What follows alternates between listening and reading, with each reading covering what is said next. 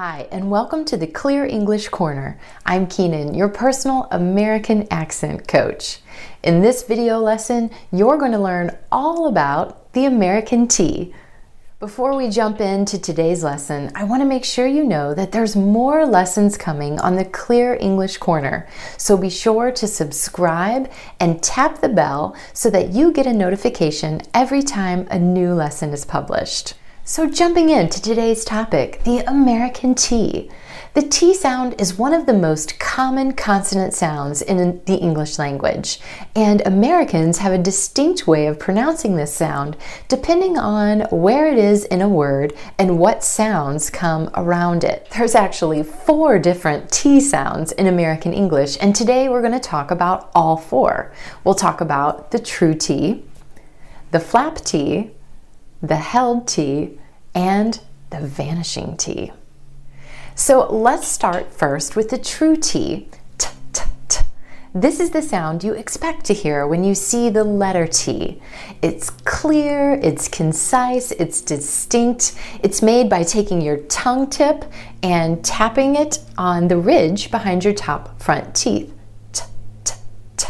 You hear this sound at the beginning of words like to, take, tell. You're also going to hear this sound at the beginning of stressed or emphasized syllables in words like until, hotel, and return. If you're not sure what I mean by stressed syllable, make sure you check out my series on word stress, where you'll learn exactly how to identify and pronounce the super special emphasized syllables in English. The true T also happens in consonant clusters. A cluster is when 2 consonant sounds occur right next to each other and you say them both. So, for example, ST as in stop, STR as in street, and TR as in tree. Consonant clusters also occur at the end of words in English. You'll hear that true T sound in clusters like CT as in fact, FT as in lift, LT as in melt, ST as in best, and PT as in kept.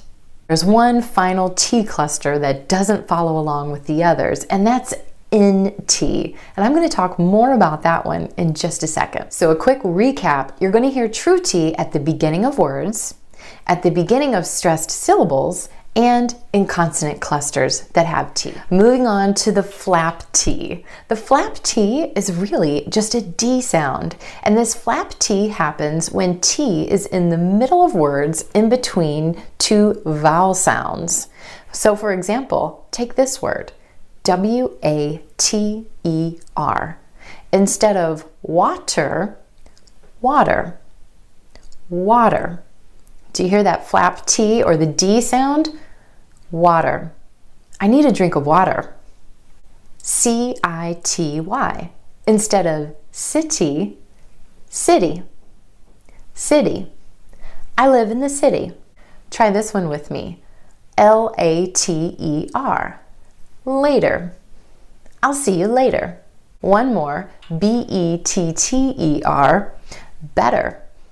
I hope you feel better.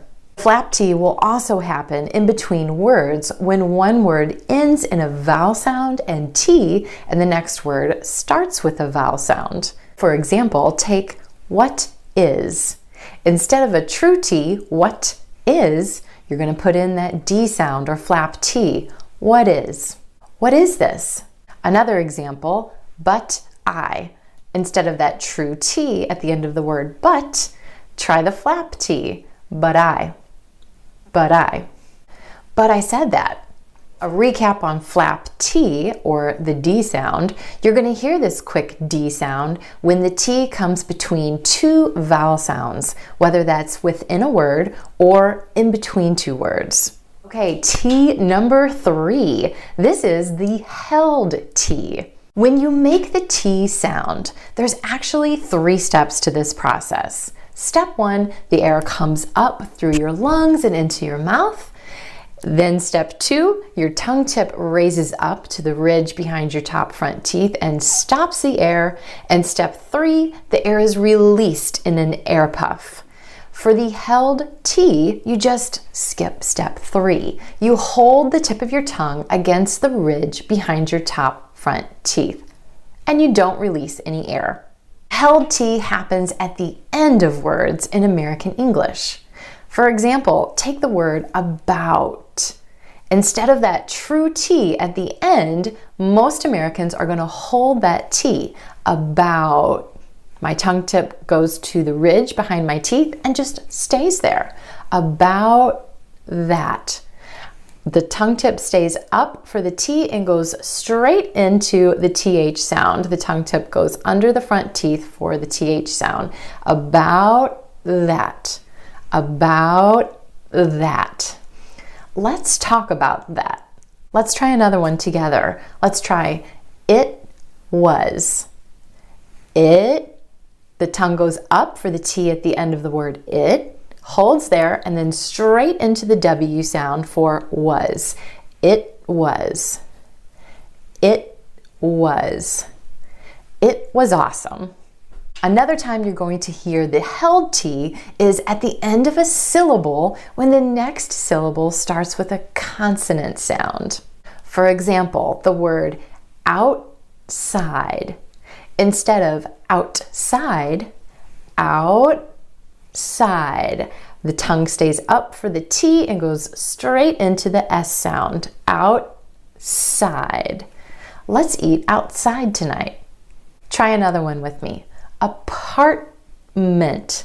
Instead of apartment, apartment. I love my new apartment. And remember how I said that cluster NT at the end of words doesn't follow the true T like other consonant clusters? It's because the NT at the end of words, you're going to hear a held T for that cluster. So for example, the word student. Instead of student, student. My tongue stays up for the T sound after the N. Student. I'm glad I'm not a student anymore. Another example, president.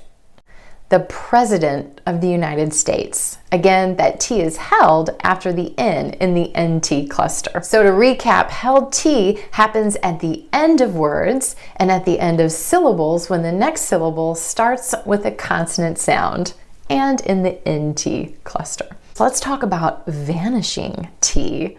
Sometimes in American English, that T just disappears completely. It happens when the T comes after the N or N sound in an unstressed syllable. Vanishing T after the N sound in words like internet.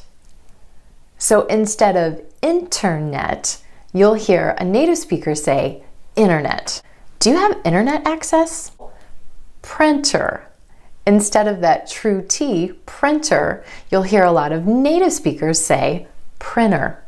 Can I use your printer? Recap on vanishing T. A lot of times that T just drops out with native speakers after the N sound or N sound in an unstressed syllable. The reason for this is because the N and the T sound are both made at the ridge behind your top front teeth. It's easier to drop the T sound out instead of doing a double tap. It's easier to say internet than internet. Over time, this easier pronunciation has just won out, and that's why you'll hear a lot of native speakers just drop that T completely. So there you have it for the scoop on the American T pronunciation. Now this is definitely an advanced lesson in the American accent. If you use the true T in all of these instances, you definitely won't be misunderstood. However, if you're at the point where you're really wanting to sound more natural and native in your American English pronunciation, this sound is well worth your time. When you use the true T in all instances, it's a definite tell that American English is not your native language. I hope you found this lesson helpful. If you did, please be sure to give me a thumbs up below and share the video with your friends.